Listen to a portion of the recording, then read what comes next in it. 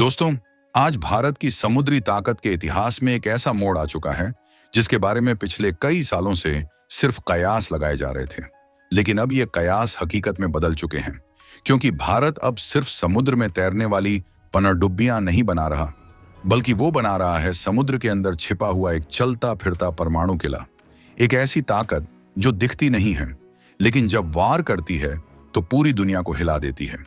Defence से जुड़ी कई भरोसेमंद रिपोर्ट्स के मुताबिक भारत ने अपने सबसे गुप्त और सबसे खतरनाक project AS-5 class nuclear ballistic missile पनडुब्बी पर आधिकारिक तौर पर काम शुरू कर दिया है। और ये खबर सिर्फ कागजों तक सीमित नहीं है। विशाखापट्टनम के उस सीक्रेट शिप बिल्डिंग जोन में जहां आम आदमी का जाना नामुमकिन है, वहां अब स्टील कट रहा है, ढांचे खड़े हो रहे हैं और भारत का भविष्य आकार ले रहा है।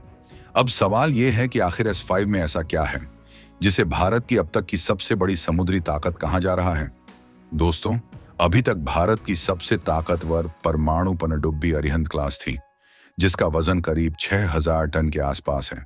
लेकिन S-5 अरिहंत से सिर्फ बड़ी नहीं होगी, बल्कि लगभग 2 गुनी से भी ज्यादा भारी होगी। रिपोर्ट्स के अनुसार इसका वजन 13,000 से 13,500 टन तक हो सकता है। और याद रखिए, पनडुब्बी का वजन सिर्फ लोहे से नहीं बढ़ता। वजन बढ़ता है हथियारों से, मिसाइलों से, रिएक्टर से और उस टेक्नोलॉजी से जो इसे दुश्मन के लिए मौत बना देती है। शुरुआत में भारत 2 ऐसी पनडुब्बियां बना रहा है, लेकिन प्लान साफ है। आने वाले समय में इनकी संख्या 4 तक पहुंचाई जाएगी, ताकि हर वक्त कम से कम एक पनडुब्बी समुद्र की गहराइयों में छिपी रहे। पूरी तरह तैयार S-5 को खास तौर पर long range nuclear missile launch करने के लिए डिजाइन किया गया है। अरिहंत क्लास की सबसे बड़ी लिमिट उसका साइज था, लेकिन S-5 के आने के बाद भारत के पास समुद्र के अंदर एक ऐसा प्लेटफॉर्म होगा जो दुश्मन की सोच से भी आगे वार कर सकेगा। बताया जा रहा है कि S-5 में लगने वाली कि 6 मिसाइल की रेंज 8,000 से 12,000 किलोमीटर तक हो सकती है। मतलब अगर ये पनडुब्बी हिंद महासागर में कहीं भी मौजूद है, तो वहां से दुश्मन के देश का कोई भी कोना सुरक्षित नहीं रहेगा। यही वजह है कि इस प्रोजेक्ट ने चीन की बेचैनी बढ़ा दी है, क्योंकि अब तक चीन अपनी टाइप 9-4 पनडुब्बियों पर घमंड करता था, लेकिन AS-5 टेक्नोलॉजी, स्टेल्थ और मार्क क्षमता हर मामले में उससे कहीं आगे निकलने वाली है। AS-5 में लगाया जाने वाला न्यूक्लियर रिएक्टर भी गेम चेंजर होगा।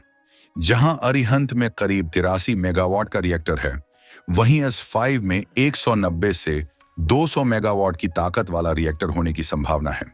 इसका मतलब ज्यादा स्पीड, ज्यादा साइलेंस और ज्यादा सर्वाइवल। दोस्तों, पनडुब्बियों की दुनिया में एक ही नियम चलता है, जो सुनाई नहीं देता वही सबसे ज्यादा खतरनाक होता है। और S-5 को इसी सोच पर बनाया जा रहा है। इसमें एडवांस स्टेल्थ डिजाइन, खास रबर कोटिंग और पंप जेट प्रोपल्शन सिस्टम इस्तेमाल किया जाएगा, जिससे इसकी आवाज दुश्मन के सोनार तक पहुंचे ही नहीं, दुश्मन को पता भी नहीं चलेगा और भारत की यह शार्क ठीक उसके नीचे मौजूद होगी। लेकिन दोस्तों, S-5 सिर्फ एक हथियार नहीं है, यह भारत की सेकंड स्ट्राइक कैपेबिलिटी की रीढ़ है। अगर कभी दुश्मन पागलपन में भारत पर परमाणु हमला करता है और जमीन पर मौजूद सिस्टम्स को नुकसान पहुंचाने की कोशिश करता है, तब यही S-5 समुद्र की गहराइयों से उठकर वो जवाब देगी जिसे दुनिया कभी भूल नहीं पाएगी। और यही डर असली ताकत है। अब सवाल यह है कि S-5 में कितनी मिसाइलें होंगी, कितना खतरनाक इसका हमला हो सकता है और कैसे ये अकेली पनडुब्बी पूरे युद्ध का पासा पलट सकती है। दोस्तों, आपने देखा कि S-5 पनडुब्बी क्यों सिर्फ एक हथियार नहीं, बल्कि भारत की परमाणु ढाल है। लेकिन अब सवाल ये उठता है कि अगर ये पनडुब्बी हमला करे तो तबाही कितनी बड़ी होगी। तो चलिए अब आपको उस हिस्से में ले चलते हैं जहां से दुश्मनों की धड़कनें सच में तेज हो जाती हैं। S-5 क्लास पनडुब्बी का सबसे खतरनाक हिस्सा है इसका मिसाइल सिस्टम। जहां अरिहंत क्लास में सिर्फ 4 मिसाइल ट्यूब्स हैं, वहीं S-5 में 12 से 16 वर्टिकल लॉन्च ट्यूब्स होने की संभावना है। मतलब एक ही बार में 16 परमाणु मिसाइलें। और ये कोई साधारण मिसाइलें नहीं होंगी। S-5 से दागी जाने वाली के 6 मिसाइलें MIRV टेक्नोलॉजी से लैस होंगी। MIRV यानी एक मिसाइल, कई परमाणु वॉरहेड। अब इसे आसान भाषा में समझिए। एक मिसाइल ऊपर जाकर अलग अलग हिस्सों में टूटेगी और हर हिस्सा एक अलग शहर पर गिरेगा। सोचिए, अगर एक पनडुब्बी से 16 मिसाइलें चलीं और हर मिसाइल में 4 से 5 वॉरहेड हुए तो अकेली S-5 60 से 70 शहरों को एक साथ तबाह कर सकती है। यही वो ताकत है जिसे देखकर सुपर पावर भी पहले 100 बार सोचती है। अब आप समझ रहे होंगे कि चीन और पाकिस्तान की नींद क्यों उड़ी हुई है।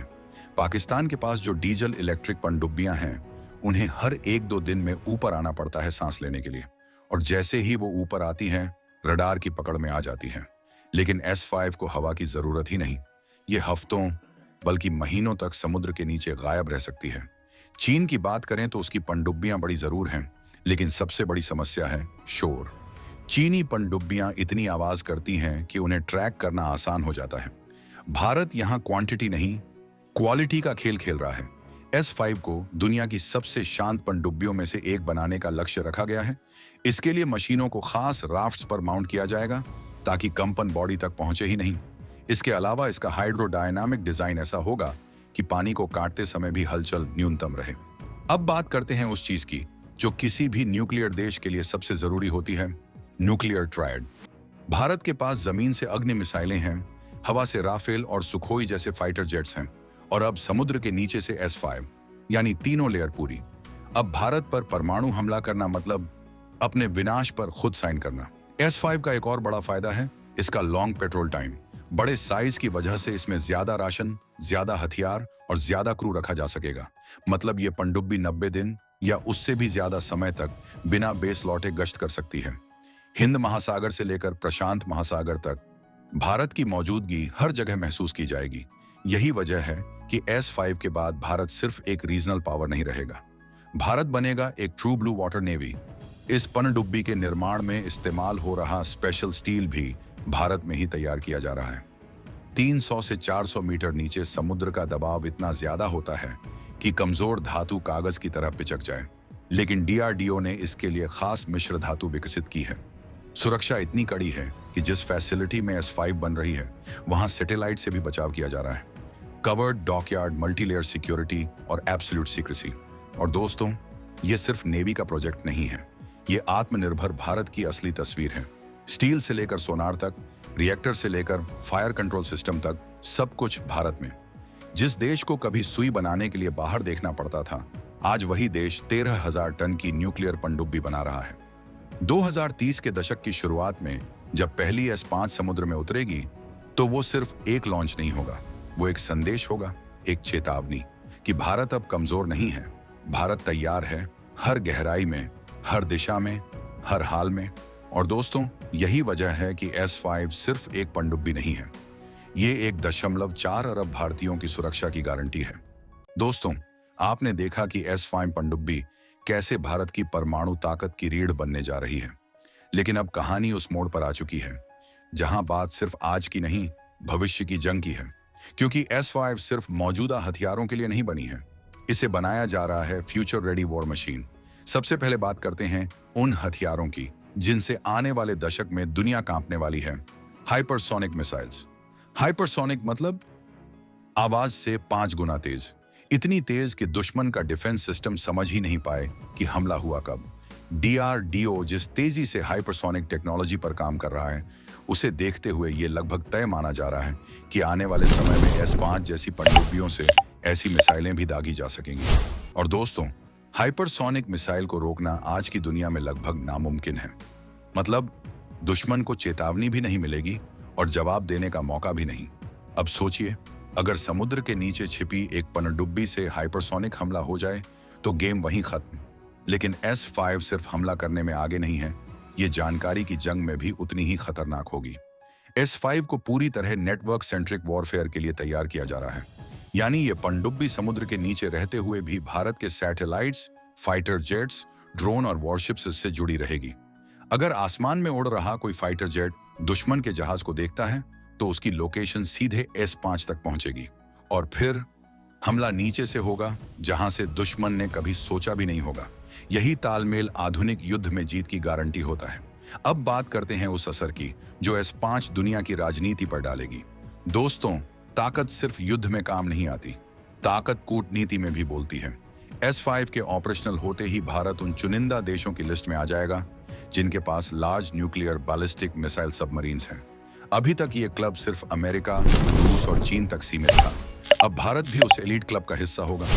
हिंद महासागर में अमेरिका का डिएगो गार्सिया बेस हो या चीन की ग्वादर और जिबूटी वाली चालें, S5 सबको बैलेंस में रखने वाली है। जब समुद्र के नीचे ऐसी ताकत मौजूद हो तो दुनिया आपकी बात ज्यादा ध्यान से सुनती है।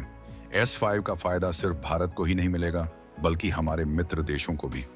मालदीव, श्रीलंका, मॉरिशस जैसे देशों को यह भरोसा मिलेगा कि इस पूरे रीजन में एक जिम्मेदार और शक्तिशाली नेवी मौजूद है। अब जरा बात करते हैं अंदर की दुनिया की। S5 का आकार बड़ा होने का मतलब सिर्फ ज्यादा हथियार नहीं, बल्कि बेहतर क्रू कंफर्ट भी है। 3 महीने तक पानी के नीचे रहना आसान नहीं होता। मानसिक दबाव, अंधेरा, सीमित जगह, यह सब किसी भी इंसान को तोड़ सकता है।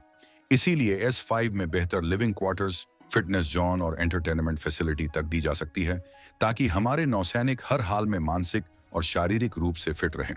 दोस्तों, S5 प्रोजेक्ट भारत की अर्थव्यवस्था के लिए भी एक बड़ा वरदान है। हजारों भारतीय कंपनियां, लाखों रोजगार और पूरी की पूरी सप्लाई चेन भारत के अंदर। Steel, electronics, nuclear engineering, material science, हर सेक्टर को इससे फायदा हो रहा है। यही असली आत्मनिर्भर भारत है। और अब आते हैं सबसे अहम सवाल पर, S5 आखिर है क्या? क्या ये सिर्फ एक पनडुब्बी है? नहीं, ये एक संदेश है, ये एक चेतावनी है, ये भरोसा है हर भारतीय के लिए कि चाहे खतरा जमीन से आए, आसमान से आए या समुद्र की गहराइयों से, भारत तैयार है। जिस देश ने कभी दूसरों से हथियार खरीदे, आज वही देश खुद अपना भविष्य गढ़ रहा है। जब S5 पहली बार समुद्र का सीना चीरते हुए निकलेगी, तो वो सिर्फ भारतीय नौसेना का गौरव नहीं होगी, वो पूरे भारत का स्वाभिमान होगी। और दोस्तों, इसी के साथ S5 की ये कहानी खत्म नहीं होती, बल्कि यहीं से भारत की अगली समुद्री महागाथा शुरू होती है। जय हिंद।